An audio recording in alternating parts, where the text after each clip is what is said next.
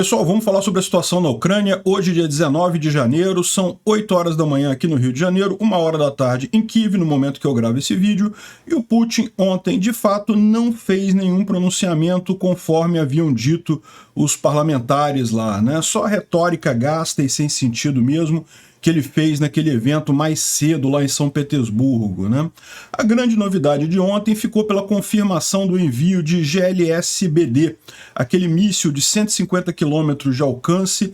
Eu não sei se é um foguete, uma bomba, enfim, é uma arma aí que pode ser disparado a partir do HIMARS e pode atacar alvos com uma precisão impressionante, a precisão de 1 metro a uma distância bastante grande, né? Pode ser uma coisa que vai mudar a situação aqui na Ucrânia. O Bradley também está vindo agora, o Stryker, vai vir aí um grande pacote de armas americanas. Além disso, a Suécia também confirmou o envio de APCs e obuses motorizados, o Canadá também está enviando obuses, mas a exceção dessa história toda é a Alemanha. A Alemanha ontem deu para trás. O Olaf Scholz falou que só pode permitir o envio de Leopard 2 se os americanos botarem o Abrams também para a Ucrânia, né? A gente vai falar sobre isso, por que ele está com esse medo todo. E até a França está mandando Leclerc também, que é o Main Battle Tank, né, o tanque principal de batalha da França. A Inglaterra já mandou o Challenge, mas não, para a Alemanha tem que ter os Estados Unidos nessa história, né? No fronte de batalha, lá em Luhansk, os ucranianos tomaram Novoselivsk e estão partindo para Kuzemivsk, o que pode ser uma mudança grande ali naquela região. E na região próxima a Bakhmut, os russos estão atacando muito fortemente Klishivka, que é uma cidadezinha estratégica para eles, estão fazendo a mesma onda da morte que fizeram em Soledar, só que lá em Klishivka a posição defensiva dos ucranianos é muito mais forte, né? Mas, de qualquer forma, está tendo muitas batalhas muito fortes ali na região. E, além disso, ontem surgiu um vídeo das Forças Armadas da Áustria sobre redes de informação russa que entregou alguns influenciadores brasileiros aqui. Quem será que são essas pessoas, né? Será que recebem dinheiro da Rússia mesmo? O pessoal da Áustria se enganou? Vamos ver esses e outros assuntos em detalhes. Essas notícias foram sugeridas por Sagat Bordiev, Barbeiro Falido e várias outras pessoas. Obrigado aí ao pessoal que sugeriu a notícia. Obrigado a você que está assistindo o nosso vídeo. Se você gosta do nosso conteúdo, por favor, deixe o seu like e se inscreva aqui no canal, né? Pois bem, como vocês podem ver, a Ucrânia inteira está com alerta de mísseis aéreos, né? Ou seja, um possível bombardeio hoje, mas a informação que a gente tem é que provavelmente não vai acontecer não, tá? Esse alerta de ataque aéreo, ele acontece porque neste momento um MiG-31K, que é capaz de carregar aquele míssil hipersônico russo Kinzhal, né? Que não é hipersônico de verdade, mas ainda assim é um míssil muito rápido e que pode atingir toda a Ucrânia, ele está no ar. O mais provável é que isso seja apenas um treinamento, que não seja nada verdadeiro. A gente vai falar sobre a situação lá em Belarus. De fato, estão fazendo uns treinamentos lá conjuntos com os russos, então deve ser isso. Mas é lógico, a Ucrânia não pode esperar para ver, né? Ela tem que ligar os alertas o quanto antes, né? Bom, ontem havia uma suspeita, na verdade foi um parlamentar ali de Zaporísia, que havia um parlamentar russo, né, entre aspas, Câmara de Zaporísia, que tinha falado que o Putin faria um grande pronunciamento ontem, e muita gente suspeitou da declaração da guerra, da mobilização. Tudo isso ele pode continuar fazendo nos próximos dias, mas como eu falei ontem mesmo, eu acho que era pouco provável. Talvez a mobilização, mas a guerra era muito pouco provável ele declarar, né? De qualquer forma, de fato, ele não fez pronunciamento nenhum, a não ser o pronunciamento que ele tinha feito mais cedo, que a gente já falou no vídeo de ontem, lá em São Petersburgo, né? Então, aqui o general SVR fala sobre esse pronunciamento e coisa e tal, e fala que, na verdade, foi uma coisa meio protocolar, só para o público interno mesmo. A gente viu, é só aquela propaganda tradicional da Rússia para dizer que não, a gente tinha que começar a guerra, não tínhamos escolha, tínhamos que ir para a guerra para convencer o público interno dessa mentira, não tinham nada aqui para a guerra, né? Enfim, e um ponto importante que o pessoal aqui coloca é justamente a tônica anti-Prigozhin, que permeou esse assunto, porque lá em São Petersburgo o governador ele é muito contrário ao Prigozhin e o Putin foi lá e botou medalha no cara e ajudou o cara e falou com o cara. Então meio que a impressão que dá é que realmente o Prigozhin está sendo escanteado nessa história. Bom, a grande notícia de ontem, eu vou falar nisso até antes de falar da linha de frente, porque realmente foi a grande notícia de ontem, é que no pacote que está vindo aí, né, a gente já falou alguns dias desse mega pacote que está vindo lá dos Estados Unidos para ajudar a Ucrânia, estão vindo os Bradley, estão vindo os Striker, tem um monte de coisa, e estão vindo também as GLSDB, ou Ground Launched Small Diameter Bomb, ou seja, bomba de pequeno diâmetro lançada a partir do chão. Na verdade, é um míssil parecido com os do HIMARS, ele é lançado no HIMARS, mas tem um alcance de 150 km e uma carga muito boa e uma precisão muito boa também. A precisão dele é de 1 metro. Se você parar para pensar, 1 metro é um pneu de carro. Se você botar um pneu, ele consegue acertar naquele pneu a 150 km de distância. Dá para imaginar o que é isso? É realmente impressionante esse tipo de munição, né? E lógico, isso pode ser um game changer, né? Isso pode mudar completamente a situação. Aqui tem um vídeo demonstrativo dele. Não é real não, tá? É um vídeo só de demonstração. Ele lança essa bomba, tá vendo? Ela é lançada do HIMARS, daí ela começa a voar. Ela abre a asa e aí consegue chegar mais longe, 150 km, com uma precisão muito grande, né? E aqui uma visão de como é que seria... Acho que esse mapa aqui é até melhor, porque ele mostra... Aqui, a linha preta é onde chega o HIMARS agora, tá vendo? Aqui o HIMARS, ele chega no limite aqui em Melitopol, Mariupol é difícil já. E isso daqui é lógico, considerando que o HIMARS estaria bem na linha de batalha, o que é difícil de você botar. Os ucranianos não vão querer arriscar um aparelho importante como o HIMARS, assim tão próximo da linha de frente, né? Então você vê aqui como é que Henichesk, por exemplo, que é uma cidade que está sendo usada como base pelos russos, né? Berdiansk também, estão fora do alcance do HIMARS hoje. Luhansk também é outra cidade que os russos têm usado como base, né, para suas ações aqui. Então esse aqui seria o alcance do HIMARS, né? Na verdade isso aqui é 70 km de alcance, então ele iria um pouquinho mais longe do que isso. Poderia pegar aqui Melitopol, mas Henichesk, por exemplo, não pega, Berdiansk não pega, Luhansk não pega. Então hoje a Ucrânia não tem uma arma que atinja todo o território ucraniano. No momento que tiver esse míssil mais novo, essa linha roxa de fora aqui, dá para ver que todo o território ucraniano que foi invadido a partir de fevereiro de 2022, ou seja, que foi invadido esse ano, já pode ser atingido com esse míssil, inclusive Henichesk e inclusive uma parte significativa da Crimeia. Aqui a Crimeia foi invadida em 2014, então ela já foi invadida antes, né? Mas mesmo lá, ela pode, 1/3 dela vai estar dentro dessa área alvo, né, do míssil, inclusive Jankoy. Jankoy, vocês sabem, é uma base militar que tem ali na Crimeia, que é muito usada pelos russos. Então, olha só, realmente você vai ter uma excelente capacidade com esse novo míssil, é algo que pode realmente mudar as coisas, né? E dá para ver isso por causa desse aviso aqui do Kremlin, né? O Kremlin disse que se mandar armas de alcance mais longo para a Ucrânia, isso vai significar uma escalada, né? Mas parece que os Estados Unidos já está definido para mandar isso daí. O Tendar está respondendo aqui para o Kremlin e eu subscrevo a resposta dele, né? É idiotice falar isso, o Kremlin sempre vai ficar chorando bomba nuclear, bomba nuclear, bomba nuclear, mas a gente sabe que ele não pode usar, até porque a China veda isso, né? Então não tem como eles fazerem isso daí.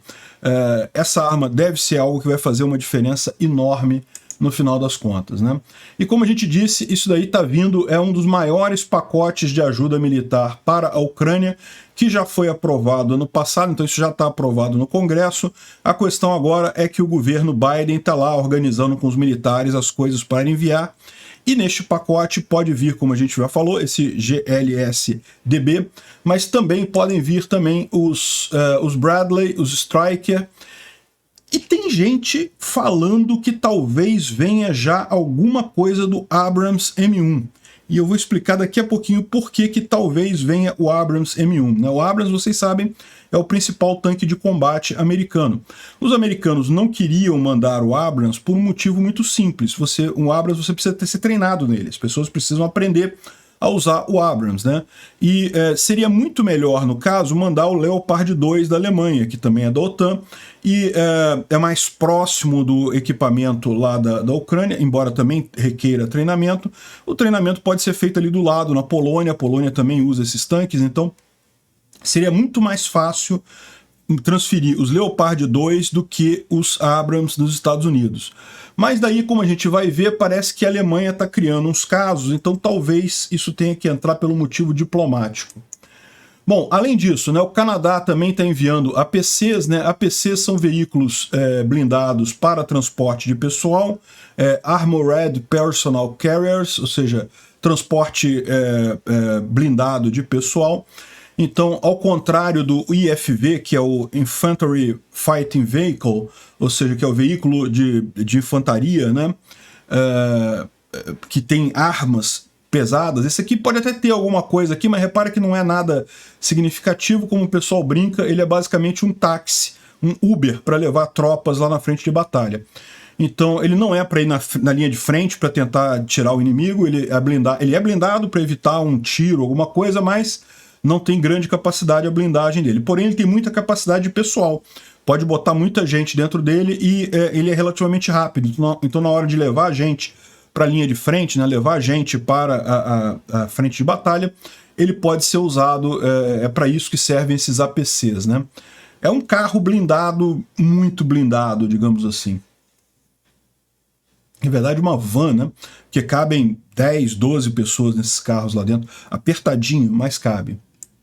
E a Suécia também está anunciando hoje, aliás, já anunciou, tá? Que ele está falando que fontes dizem que eles vão anunciar e coisa e tal, mas não, eles já anunciaram que é um pacote de ajuda à Ucrânia que vai incluir o Archer, que é aquele obuseiro autopropulsado, né? O obuseiro motorizado, né? E também, mas também veículos armados, também APCs. Então, provavelmente eles vão mandar ou o CV-90 ou o AMW Paz, ou então o Piranha ACV, que são outros blindados, outros veículos de transporte de pessoal que eles têm lá na Suécia. Parece que o que confirmaram é mesmo o CV-90 que eles vão mandar. Aquele negócio, o CV-90 já é meio que um IFV, né? Repara essa hierarquia das coisas, né? O tanque, que é o MBT, que é o Main Battle Tank, é o tanque lá da linha de frente, é o tanque que é capaz de suportar tiros pesados, tem pouca gente dentro dele, só mesmo para você dar tiro com o tanque. Então ele é o mais blindado de todos que vai lá na frente. Depois você tem o IFV, que é o Infantry Fighting Vehicle, que ele transporta gente, ele consegue levar a gente para a linha de frente, tem uma blindagem também, mas também tem armas. Também pode ser usado para ajudar essas pessoas, ajudar a infantaria lá na linha de frente, né? Não só tem armas, como tem visores de longo alcance, tem coisa para disparar mísseis, enfim. É o caso do Bradley, por exemplo, e desse CV-90 aqui. E além disso, você tem o terceiro nível, que é o APC, né? O APC é um blindado que é só para levar tropa, né? Ele até tem uma armazinha ali para se defender se alguém atacar, mas ele basicamente tá lá só para levar tropa, ele não tem o objetivo de ficar na linha tentando defender, né? O IFV ele já fica um pouco atrás do tanque, ele não pode ir na frente lá, porque ele não tem a blindagem tão forte quanto o tanque, né? Enfim, e outra coisa importante de notar é que cada vez mais as linhas entre essas coisas ficam meio difusas, né? Você não tem, na verdade, não é uma classificação precisa. Tem muita coisa que o pessoal olha e fala, pô, será que isso aqui é a coisa A ou a coisa B? Não dá para ter muita certeza, né? Enfim, bom sinal que está indo esse veículo para lá. Agora, o problema todo foi a Alemanha, né? A Alemanha, vocês sabem, embora o Olaf Scholz ele tenha disposição de ajudar a Ucrânia, ou pelo menos assim ele diz, ele enfrenta alguma oposição política interna, né? E aparentemente ele acabou cedendo a essa oposição política, dizendo que ele só aceita...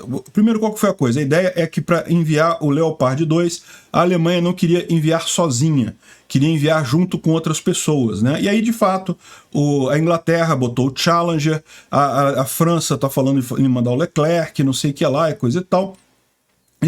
Só que aí ele falou, não. Tem que ser os americanos. Tem que ser o Abrams M1 dos americanos que tem que ser mandado para a linha de frente. E é aquele negócio, né? É complicado, isso política é um negócio complicado mesmo, e pode ser até que acabe sendo uma coisa positiva, porque acabe forçando os Estados Unidos a mandar o Abrams também para a Ucrânia, né? Talvez por isso, por essa hesitação do Olaf Scholz, da Alemanha, acabe indo Abrams. O problema disso é que se começar a demorar muito, como já tem alguns analistas alertando aqui, né? Aqui, até a França também está querendo mandar os Leclerc para também ajudar o Berlim, né? Ajudar o Olaf Scholz a tomar a decisão, né? Mas o ponto que o pessoal está falando é o seguinte, a gente está chegando nessa guerra num ponto de inflexão. Por quê? A Rússia, ela está com pouco material, mas ela tem agora um monte de mobilizados que ela mobilizou nos últimos meses aí e vai mobilizar mais gente agora também. A Rússia está com ânimo renovado, tomou Soledar, ela está achando agora que consegue ganhar essa guerra. Então isso é um ponto de alerta. Se a Ucrânia não responder isso agora, isso pode de fato gerar um problema, ou seja, pode prolongar essa guerra por um tempo muito grande. No final, muito provavelmente a Ucrânia vai ganhar de qualquer forma. Mas é lógico, uma coisa é ganhar essa guerra este ano, outra coisa é ganhar essa guerra daqui a 10 anos, o que certamente vai ser um custo enorme, né?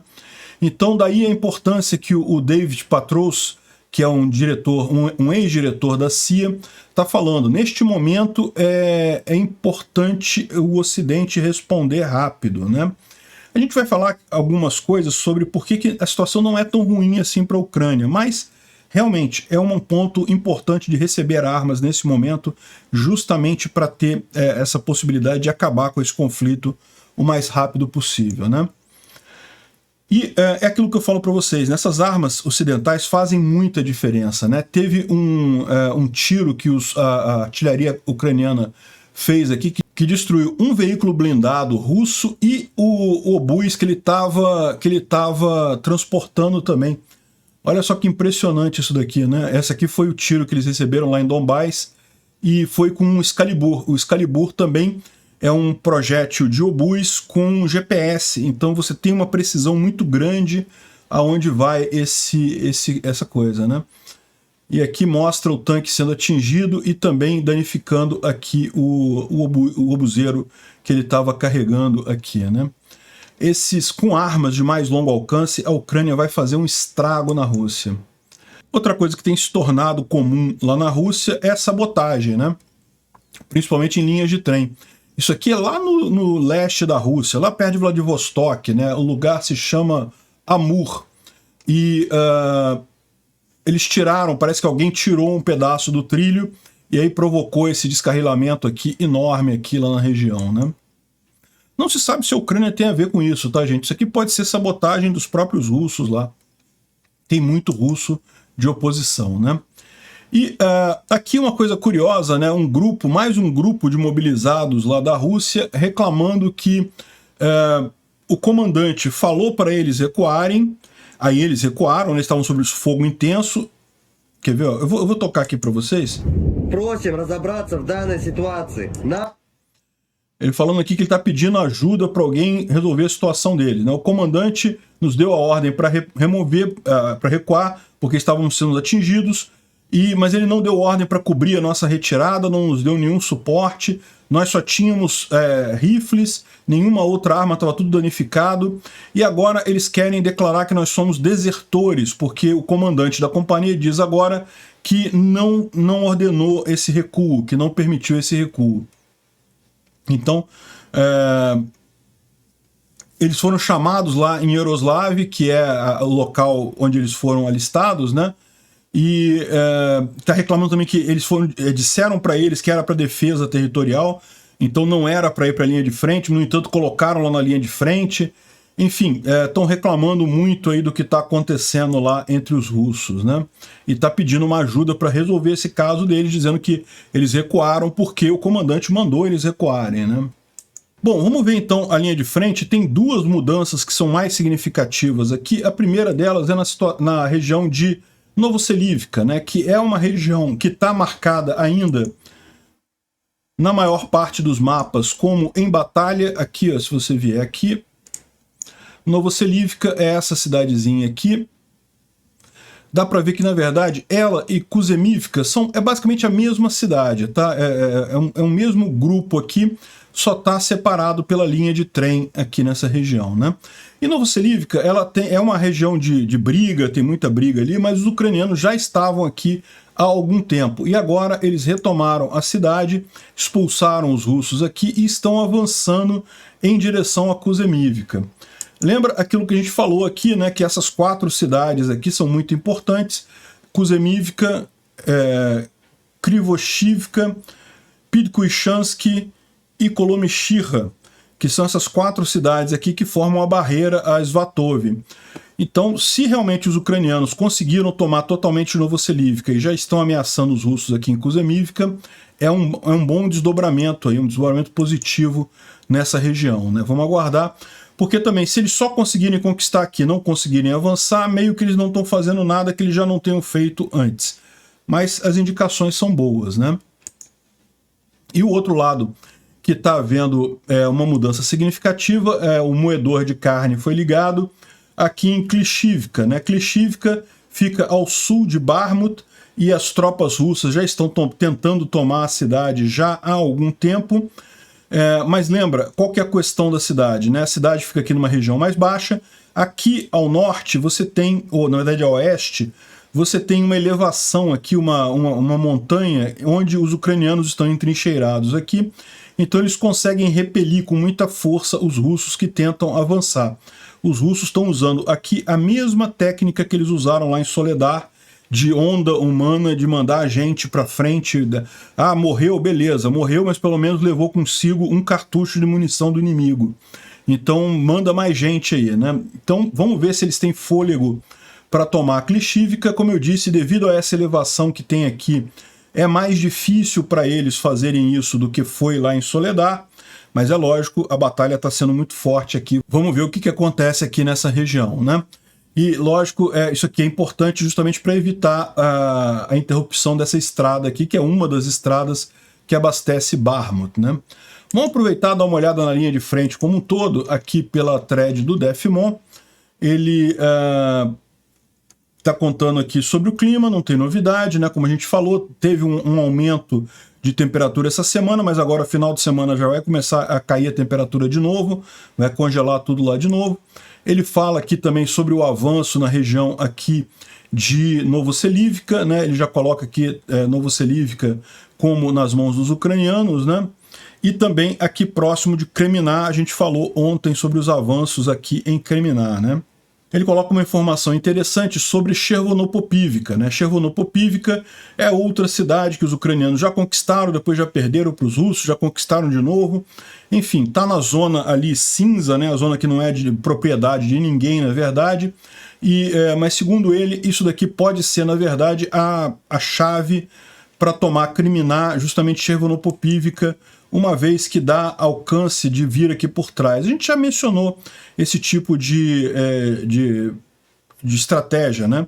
Na verdade, pode ser tanto Chervonopopivka quanto Zitlivka. Aqui também o importante isso aqui é uma região mais alta em relação a Kreminá. Então, se os ucranianos conseguirem avançar por aqui, não apenas você tem a floresta aqui dando cobertura, como é uma região mais alta, então vai dificultar bastante a vida dos russos aqui em Kreminá, né?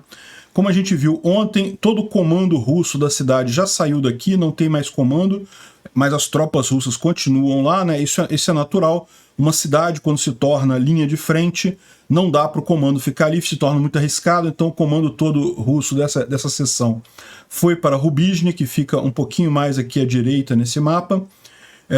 enfim, já prevendo que as batalhas aqui em Kreminá vão se intensificar aí nos próximos dias, né? Aqui em Soledar não teve mudança, a situação é a mesma, os ucranianos continuam tendo a margem, o restinho oeste da cidade.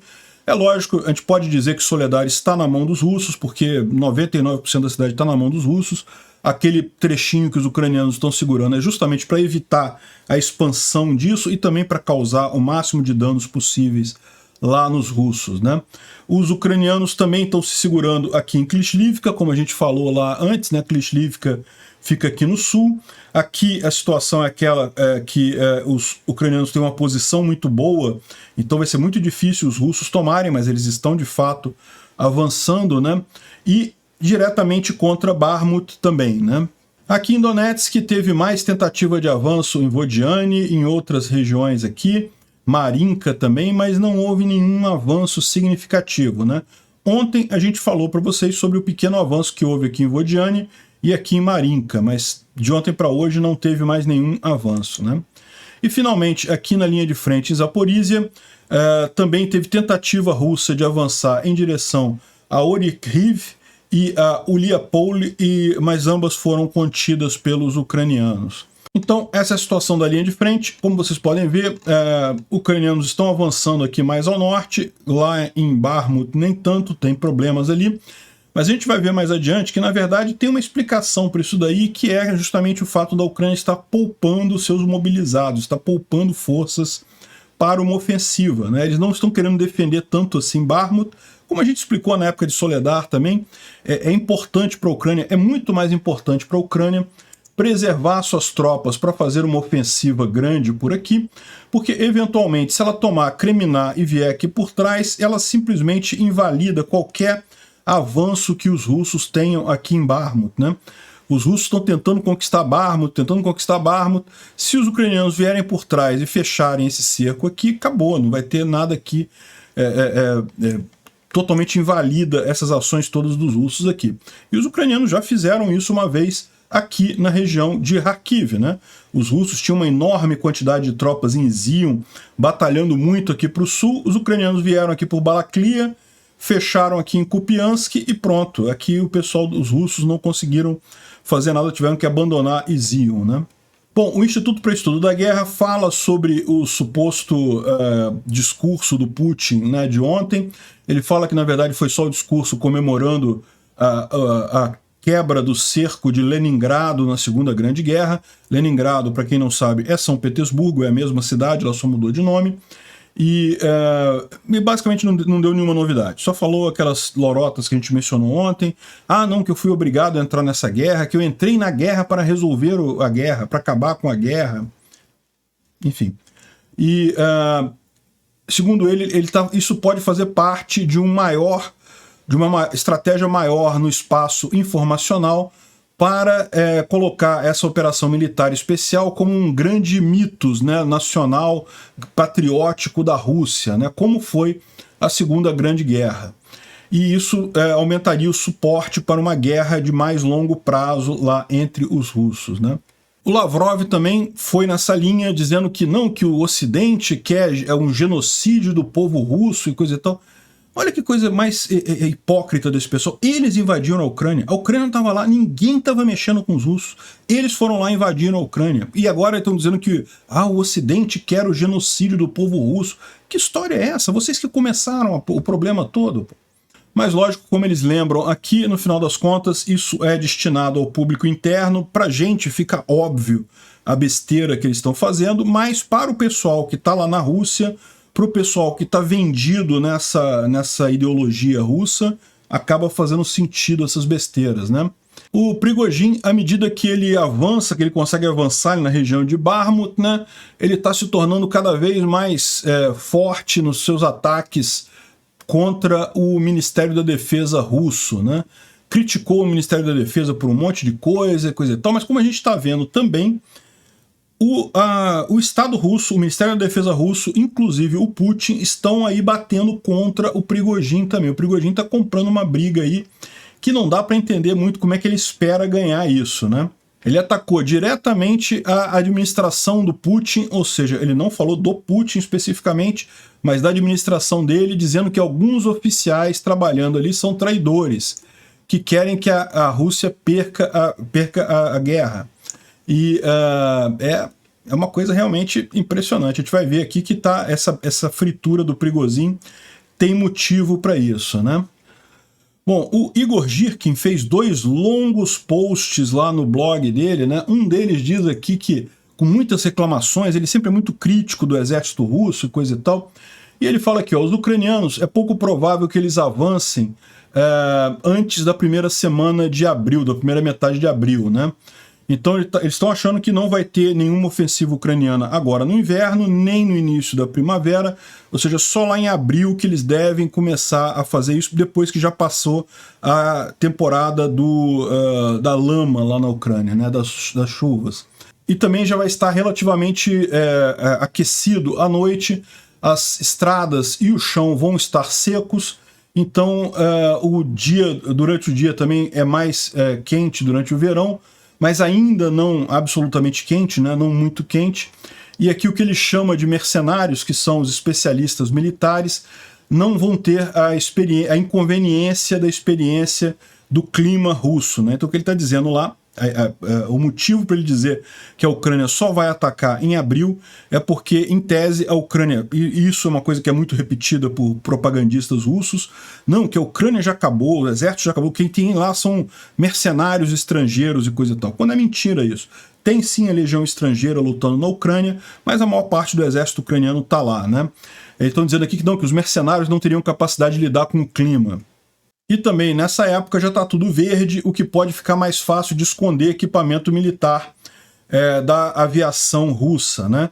E aí ele coloca isso daqui dizendo que os russos também poderiam esconder os tanques no verde, só que os equipamentos óticos do Ocidente são muito melhores que os russos, então eles vão conseguir ver os tanques russos mesmo escondidos na vegetação, enquanto os russos não vão conseguir ver os tanques ucranianos nessa época. Então para ele está dizendo que é muito bom essa época do ano, meados de abril, justamente por conta dessa situação. E que ele diz aqui que o número de equipamentos não é o suficiente para eles retomarem toda a área, mas é suficiente para fazer um ataque muito significativo, né? E daí ele vem reclamando aqui que é urgente os russos começarem a treinar a gente, vai precisar de muito mais gente para conter essa ofensiva ucraniana do que eles estão dizendo, né? Ou seja, o que ele está dizendo aqui? Que a Ucrânia ela tem especificamente retido reservas, né? Enquanto os russos estão felizes da vida porque tomaram Soledar e coisa e tal, os ucranianos eles estão poupando reserva. Tem um monte de reserva aqui que eles não estão usando. Poderiam ter segurado Soledar? Poderiam.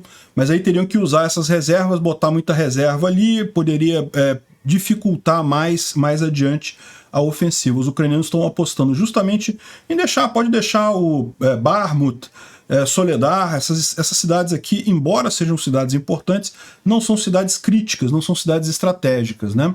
Mas muito mais interessante é esse outro texto aqui também, que ele fala que eu descrevi a Rússia 5 anos atrás, que é um país,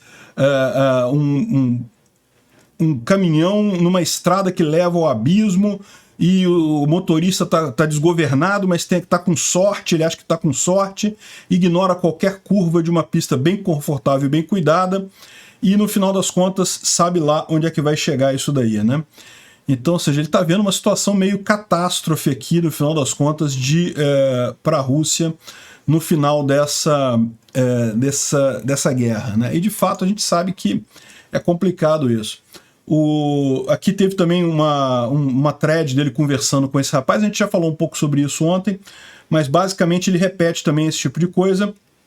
Aqui um ponto que ele fala aqui nessa entrevista dele: as Forças Armadas da Ucrânia também estão sofrendo, evidentemente, causalidades, mas a liderança em Kiev planejou isso, eles prepararam reservas na retaguarda, não estão colocando elas em batalha.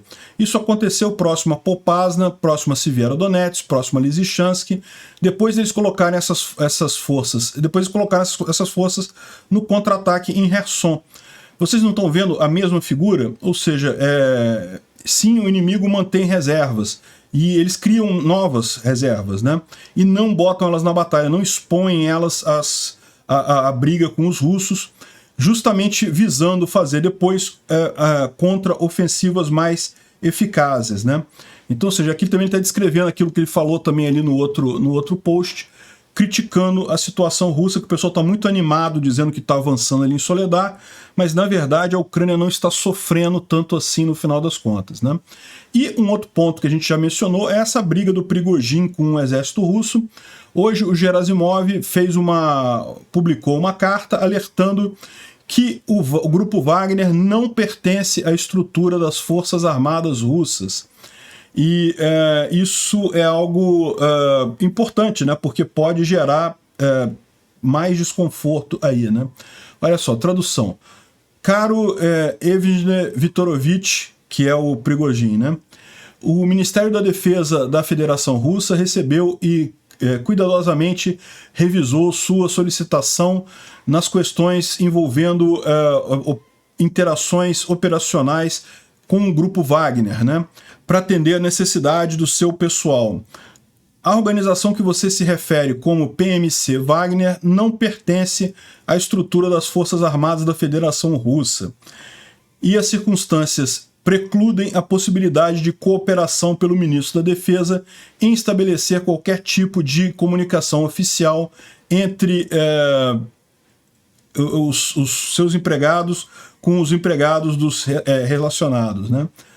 Ou seja, a briga está cada vez mais séria entre o exército russo e o Prigozhin, né? E aqui o Chuck Farrer também está falando aqui sobre o Prigozhin, que falou sobre a administração do Putin, que teria traidores e coisa e tal, isso depois dele ser confrontado pelo fato de que ele não conseguiu romper as defesas ucranianas no oeste de Soledar, né? A situação lá ainda está aquela. Os russos tomaram, o grupo Wagner tomou praticamente toda a Soledar, mas no oeste ainda é mantido pelos ucranianos, né? O Kamil Galiv também vai nessa onda aqui do Girkin, né, do pessoal, de que, olha só, a coisa está se encaminhando para um colapso do lado da Rússia. E isso é sério, tem que ser preparado para isso. Porque, lógico, uma Rússia em colapso total pode ser alguma coisa muito perigosa, né? Um outro ponto de atenção pode ser em Belarus, né? Parece que os russos estão enviando soldados para Belarus escondidos em trens com vagões-tanque. Ou seja, o vagão-tanque, eu nem sabia que existia isso, vagão-tanque falso para transporte de pessoal, né? Será que tem lugar para o pessoal respirar lá dentro? Enfim, é o que estão dizendo aqui, né? A ideia talvez seja surpreender a quantidade de russos que tem em Belarus, né? Mas eu não sei se eles conseguem isso não, tá? Porque no final das contas tem tantos sistemas de vigilância hoje em dia que é muito difícil você esconder um grande número de tropas, né? Se forem poucas tropas, não vai fazer diferença, porque são poucas tropas. Se forem muitas tropas lançadas desse jeito, o pessoal vai perceber pelas imagens aéreas. Então eu não sei se isso é muito efetivo não, né? Então, ou seja, o que ele está dizendo aqui é isso.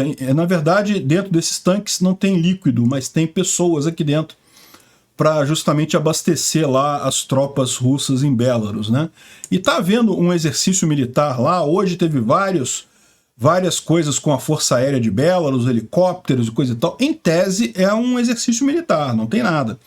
Mas a gente sabe que, na verdade, os russos querem dar a entender que vão tentar um ataque do norte, embora eu acho pouco provável isso ainda. Não acredito que seja algo realmente viável no final das contas, né? E bom, só para encerrar aqui, teve um vídeo do Exército da Áustria, das Forças Armadas da Áustria, que falou sobre vários aspectos da invasão russa da Ucrânia, né? Então falou sobre aspectos de avanço militar, exército, marinha, aeronáutica, não sei o que lá, e falou também sobre o plano informacional, como é que a Rússia está lidando com isso, né? A gente já falou um pouco sobre isso aqui no vídeo, falando sobre os 4 pilares que a Rússia usa para sua propaganda no mundo e coisa e tal, como é que eles lidam com isso. E eles botaram esse mapa aqui indicando a rede de informantes pagos pelo Kremlin lá, ou informantes que suportam o Kremlin nessa guerra, né? E algumas pessoas apontaram alguns brasileiros nessa lista, né? Eu não sei quem são as pessoas, confesso que eu não reconheci nenhum canal ali. É só procurar esse vídeo aqui, tá no Twitter do Hoje no Mundo Militar. Mas o fato é o seguinte, eu sempre falei que existe sim uma operação forte desse tipo. Eu não acho que isso deva ser censurado, eu acho que as pessoas têm o direito de falar qualquer opinião que elas tenham, sou contra a censura de qualquer forma, mas evidentemente é óbvio que existe sim uma rede estruturada para passar essas coisas. Também é a minha opinião que essa rede é muito mais fraca do que o pessoal gosta de imaginar. No início dessa guerra, ou antes dessa guerra, muita gente tinha a impressão de que os russos eram muito fortes na informação, que eles conseguiam fazer as pessoas mudarem de opinião com a grande rede de informação deles e coisa e tal. E eu, sinceramente, não vejo muito isso não. É lógico, algumas pessoas acabam caindo na retórica, mas não é algo que faça uma diferença significativa no final do dia, né? Então, eu não vejo isso como um problema, não vejo isso nem como uma força muito grande dos russos. O que me preocupa, e isso é uma preocupação que eu venho já expressando várias vezes aqui no canal, é o quanto do governo brasileiro tá com isso daí, porque a gente viu vários governos europeus terem espiões e pessoas pagas pelo Kremlin, e o pessoal conseguiu expurgar pelo menos uma parte dessas pessoas, né? É impossível você garantir que não tem ninguém, mas fizeram pelo menos um esforço para expulsar a parte dessas pessoas, e aqui no Brasil não fizeram esforço nenhum. Lembrando que Bolívia e Equador expulsaram espiões russos também, né? Aqui na América do Sul. Não é coisa tipo assim, ah, na América do Sul eles não vão ter interesse em fazer nada. Certamente tem. E me preocupa muito o fato do governo brasileiro não agir nesse sentido, não tentar identificar quem são essas pessoas dentro do governo, se existem ou não. Eu acredito que existam, né? Só para você ver que tanto Bolsonaro quanto Lula são favoráveis ao Putin, dá para ver que, né, tem alguma coisa errada no governo brasileiro, né? E aí, ao contrário desse tipo de coisa, que é meramente informação, isso daí não faz diferença, né? Não tem muito problema. No governo, esse pessoal tem um poder coercitivo, podem fazer ações violentas contra pessoas. Aí sim é algo muito mais perigoso. Aí sim é algo que precisava ser investigado, que precisava ser checado para garantir que não há esse tipo de interferência, né? Obrigado por assistir o vídeo até o final. Além de curtir, compartilhar e se inscrever no canal, considere se tornar patrocinador com valores a partir de R$ 1,99. Clique no botão Seja Membro abaixo para saber as condições e vantagens de patrocinar o canal. Mais informações sobre o nosso projeto, visite nossos sites indicados na tela.